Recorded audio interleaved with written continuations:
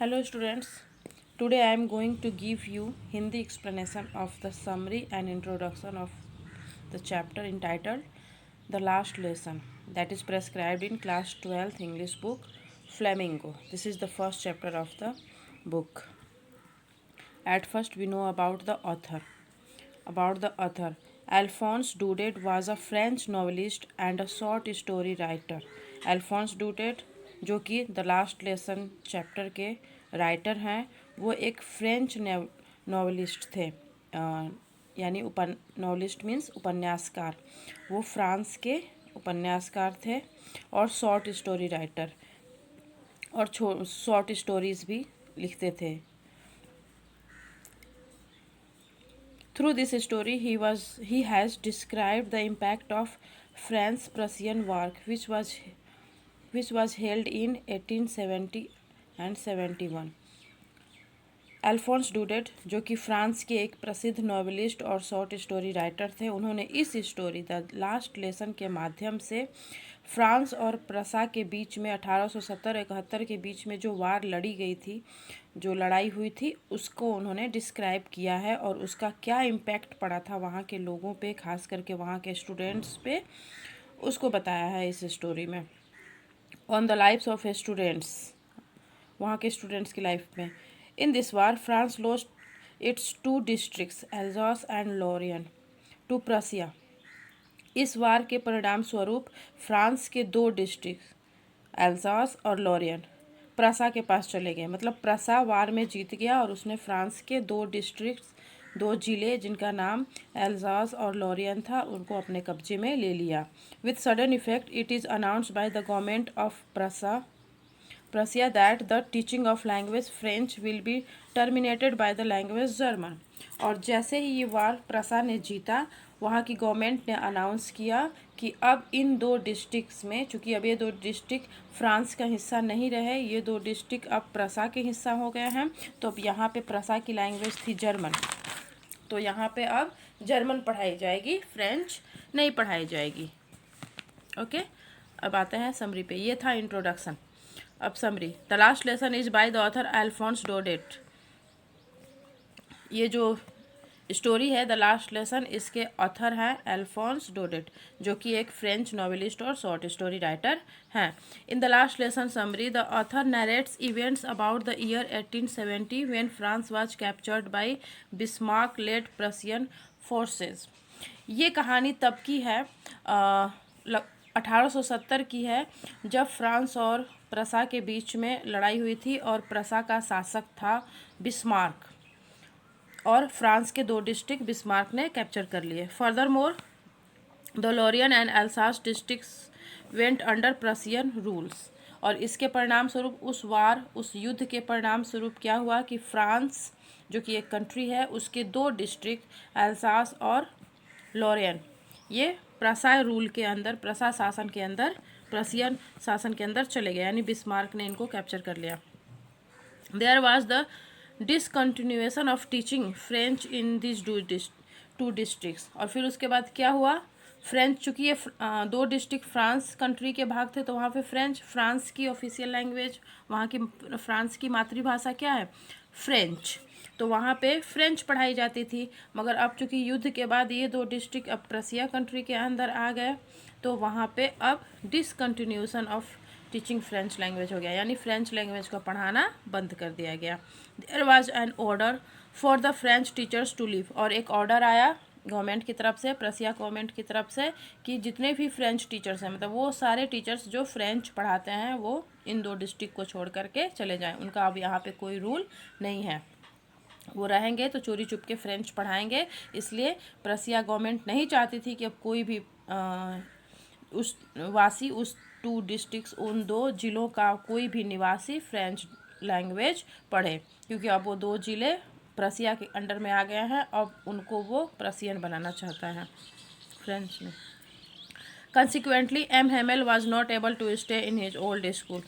इस कहानी में एक टीचर हैं जो कि फ्रेंच पढ़ाते हैं, उनका नाम है एम हैमेल। तो कंसिक्वेंटली यानी परिणाम स्वरूप अब एम हैमेल सर अब अपने पुराने स्कूल में, जिस स्कूल में वो कई सालों से लगभग 40 साल से पढ़ा रहे थे, अब इस स्कूल में उनको नहीं रहना है। इन spite of this the last lesson from him was full of devotion and sincerity. अब उनको ऑर्डर आ गया है कि सारे फ्रेंच टीचर्स को डिस्ट्रिक्ट छोड़ करके जाना है, तो अब उनका लास्ट लेसन था उस दिन, इसीलिए इस चैप्टर का नाम लास्ट लेसन रखा गया है कि इस ऑर्डर आने के बाद जो उन्होंने पढ़ाया उस दिन, अब उन लोगों को निकल जाना था, तो उन्होंने उस दिन जो पढ़ाया वो उनका लास्ट लेसन था। तो इतना सब होने के बावजूद भी उन्होंने अपने लास्ट लेसन को बहुत ही डिवोशन और सिंसियरिटी के साथ पढ़ाया। One student of M Hamel was afraid of him. एक स्टूडेंट जो एम हैमेल सर का था, फ्रेंच नाम है उसका, वो काफ़ी डरा हुआ था। There was anticipation of punishment from these students when he came to school that day. जब वो स्कूल आया, एंटिसिपेशन मतलब होता है पूर्वानुमान, उसको पूर्वानुमान था क्योंकि वो कुछ लेट आया था और एक दिन पहले एम हेमल सर ने पार्टिसिपल याद करने के लिए सारे बच्चों को कहा था, और इस लड़के ने, इस स्टूडेंट ने पार्टिसिपल नहीं याद किया था, तो उसको डर था कि मैं स्कूल जब जाऊँगा तो सर मुझे पनिशमेंट देंगे क्योंकि मैंने पार्टिसिपल नहीं याद किया है। When he came to school that day, however, he learned that this will be his last lesson soon. He realized the importance of this subject. मगर जब स्कूल आता है उसको कोई पनिशमेंट नहीं मिलती, स्कूल आने पे उसको पता चलता है कि अब तो फ्रेंच पढ़ाई ही नहीं जाएगी, ये उसका लास्ट लेसन है। तब उसको अपने इस सब्जेक्ट का, फ्रेंच का इम्पोर्टेंस का पता चलता है। किसी से जब कोई चीज़ छीनी जाती है तब उसको उस चीज़ की इम्पोर्टेंस पता चलती है। ईजिली कोई चीज़ मिलता रहता है तो उसकी इम्पोर्टेंस नहीं लगती है। The story shows us how people feel when they do not learn their language. ये स्टोरी यही बताता है कि लोगों को जब उनकी मातृभाषा से वंचित कर दिया जाता है, उनकी मातृभाषा पढ़ने से रोक दिया जाता है, तो लोग क्या फील करते हैं। The narration of this story is by a French boy. इस स्टोरी का नरेशन एक लड़के के द्वारा किया गया है जिसका नाम फ्रेंच बॉय, फ्रांस का जो लड़का है, फ्रेंच, उसके द्वारा नरेशन किया गया है स्टोरी। मतलब उसने उस दिन की पूरी घटना अपने शब्दों में वर्णन की है। French is a lazy boy, however in spite of his laziness French likes to play and is of a sensitive nature. French कैसा लड़का है? एक लेजी बॉय है, मगर लेजी बॉय है सिर्फ पढ़ने में, खेलने कूदने में नहीं। अपने लेजीनेस के बावजूद वो खेलना पसंद करता है। और एक और उसकी क्वालिटी है, वो काफ़ी सेंसिटिव है नेचर के प्रति, यानी कि नेचर में जंगल, पहाड़, पेड़, चिड़ियों का चहचहाना, ये सब बहुत ही ध्यान से देखता है और ऑब्ज़र्व करता है, और उसको अच्छा लगता है नदी किनारे जा कर के मछलियों को देखना, चिड़ियों की चहचहाहट सुनना, इसलिए वो नेचर के प्रति सेंसिटिव है।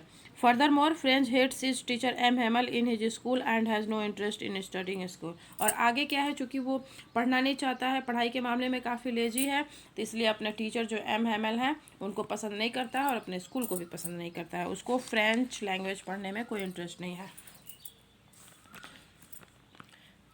An order has come from Berlin after taking over the districts of Alsace and Lorraine in France that the German language rather than the French should be taught in the school there.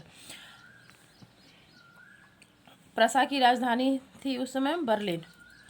अभी प्रसा नाम से कोई भी country नहीं है, उस समय प्रसा country था जिसमें जर्मनी के कुछ भाग थे, मैक्सिमम भाग जर्मनी के थे और अगल बगल के देशों का पार्ट मिला करके एक प्रसा नाम से कंट्री थी जिसका शासक था Bismarck.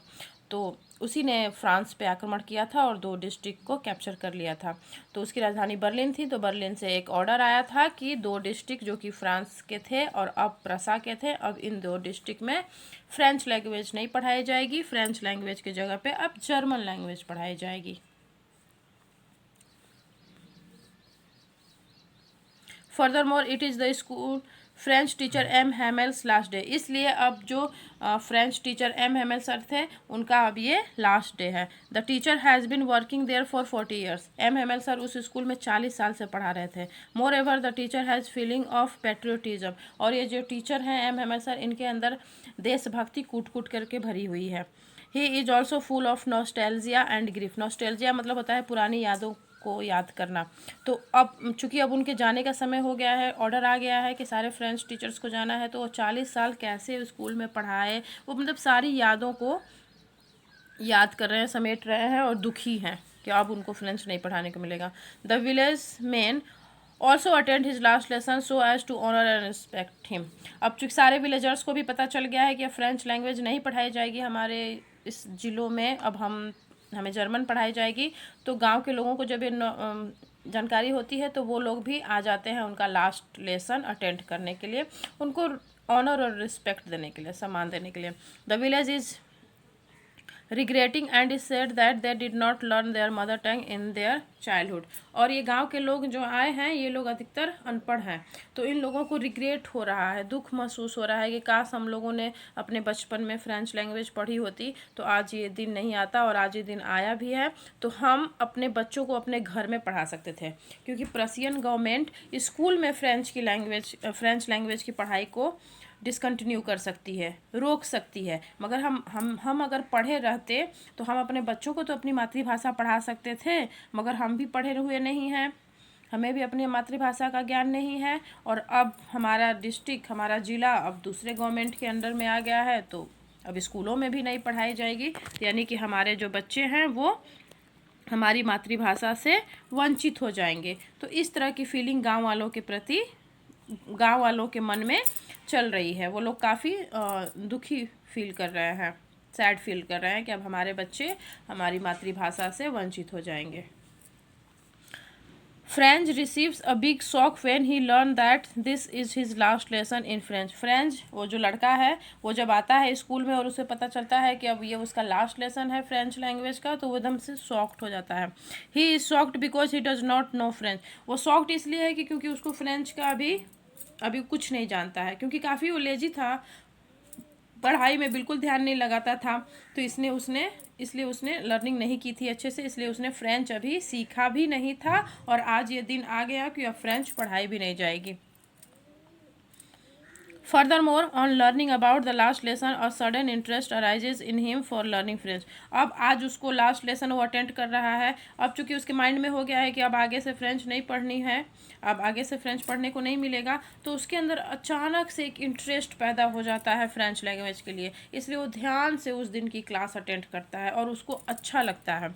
More ever he pays careful attention and learns everything taught on this last day. अब चूंकि अटेंटिव होकर के वो उस दिन की क्लास अटेंड करता है, तो उस दिन जो भी सर उसको पढ़ाते हैं वो उसको सब क्लियर समझ में आता है। यही होता है, जो बच्चे अटेंटिव होते हैं, इंटरेस्ट लेते हैं अपनी पढ़ाई में, उनको टीचर द्वारा पढ़ाई गई सारी बातें समझ में आती हैं, और जिन बच्चों का इंटरेस्ट ही नहीं होता है पढ़ने में, उनका दिमाग कहीं और होता है, तो उनको टीचर की पढ़ाई हुई बात समझ में नहीं आती है और वो लर्न नहीं कर पाते हैं। यही हुआ था फ्रेंच के साथ, उसको पढ़ना बिल्कुल पसंद नहीं था, तो वो उसका ध्यान क्लास में रहता ही नहीं था, टीचर पढ़ाते थे और ध्यान उसका कहीं और रहता था, इसलिए वो सीख नहीं पाता था। इतने साल से पढ़ रहा था मगर फिर भी उसने फ्रेंच अच्छे से नहीं सीखी थी, और आज जब उसको पता चला कि अब नहीं पढ़ाया जाएगा, तो अब ध्यान से आज सुन रहा है, तो आज का पढ़ाया हुआ, लास्ट लेसन का पढ़ाया हुआ सारा चीज़ उसको समझ में आ रहा है।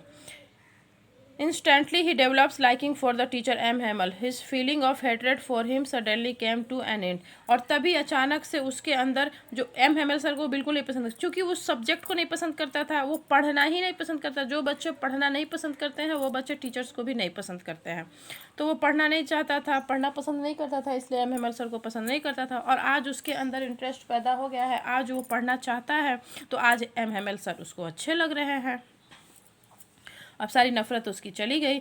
Moreover French develops respect for the hard work and sincerity of his teacher. अब उसके अंदर अपने टीचर के हार्ड वर्क और सिंसियरिटी को लेकर के रेस्पेक्ट, काफ़ी सम्मान पैदा हो रहा है। French is sad and is ashamed for being unable to recite his lesson. और फ्रेंच की जब बारी आती है उसको अपना लेसन रिसाइट करने के लिए, पढ़ने के लिए, तो चूंकि वो अच्छा से पढ़ा नहीं रहता है इसलिए उसको रीडिंग नहीं आती है, तो अब वो काफ़ी दुखी हो जाता है कि मैंने आज तक अच्छे से पढ़ाई नहीं की, जिसके कारण आज मैं रीडिंग करने में भी अनेबल हूँ, तो वो दुखी होता है रीडिंग नहीं कर पाने पे। Hamel explains that they all are at fault for lacking eagerness to learn. Furthermore, he also includes himself in this fault. He blames himself for lack of sincerity in teaching. अब यहाँ पे M. Hamel sir बोलते हैं ना कि सब लोगों की गलती रही है, बच्चों ने इंटरेस्ट लेके पढ़ाई नहीं किया, इसलिए उनको आज पढ़ने नहीं आ रहा है, और वो गार्जियंस को भी ब्लेम करते हैं कि उन लोगों ने भी बच्चों की पढ़ाई पे ज़्यादा ध्यान नहीं दिया, ज़्यादा ध्यान दिया उनको अर्निंग के लिए, कभी फार्म में कभी खेतों में भेज देते थे कुछ कमाने धमाने के लिए, कभी मिल में भेज देते थे कुछ पैसा अर्न करने के लिए। यानी कि जो पेरेंट्स थे बच्चों के, वो लोग भी पढ़ाई से ज़्यादा पैसा कमाने पे ज़्यादा ध्यान देते थे। और ख़ुद को भी ब्लेम करते हैं कि मैंने भी जितनी सिंसियरिटी से मुझे पढ़ानी चाहिए थी उतनी सिंसियरिटी से मैंने भी बच्चों को नहीं पढ़ाया। मतलब सब ने गलतियाँ की है, इसीलिए आज इस समय आ गया है कि अब हम फ्रेंच नहीं पढ़ पाएंगे, और हम इस कंडीशन में नहीं है कि हमें फ्रेंच अच्छे से आती है ताकि हम अपने आने वाली जनरेशन को पढ़ा पाएँ। Further he praised his native language French, और फिर उसके बाद अपनी ये जो नेटिव लैंग्वेज है, मातृभाषा है फ्रेंच, उसकी वो प्रशंसा करते हैं। पैट्रियोटिज्म लर्स इन हिज प्रेजिंग, और जो वो प्रशंसा करते हैं अपनी भाषा की, उसमें उनकी देशभक्ति की भावना एकदम क्लियरली नज़र आती है। He says that the French language is the most logical and beautiful language in the world. वो बोलते हैं कि दुनिया की जितनी भी लॉजिकल और सुंदर भाषाएँ हैं उसमें से फ्रेंच है। It seems that M Hamel got emotional on this occasion, और ऐसा लगता है लास्ट में अपने इस लास्ट लेसन पढ़ाते पढ़ाते एकदम से इमोशनल हो जाते हैं। Furthermore he ask the class to guard their language, और फिर क्लास को बोलते हैं कि जितना ही तुम लोगों ने सीखा है इसको गार्ड करना, मतलब इसको भूल मत जाना, इसको अपने अंदर बचा के रखना और आने वाली जनरेशन को बताना। He says that being close to one's language is a way to escape the clutches of slavery. वो आगे बताते हैं कि मातृभाषा का बहुत इम्पोर्टेंट रोल होता है। अगर तुम अपनी मातृभाषा से जुड़े हुए हो तो तुम्हारे पास एक रास्ता है गुलामी से निकल के भागने का, गुलामी की जंजीरों को, गुलामी के जकड़ से निकलने का एक रास्ता होता है मातृभाषा से जुड़ना। This language will assist them in attaining freedom from the German. ये लैंग्वेज, ये जो फ्रेंच लैंग्वेज, ये मातृभाषा का ज्ञान जो है, यही उनको इस लायक बनाएगा कि वो जर्मन्स के चंगुल से निकल पाएँ, उनसे आज़ाद हो पाएँ। The people realise the significance of their mother tongue.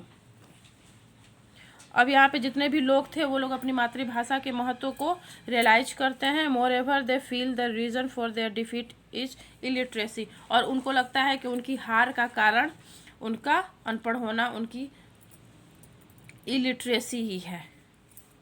Okay, clear.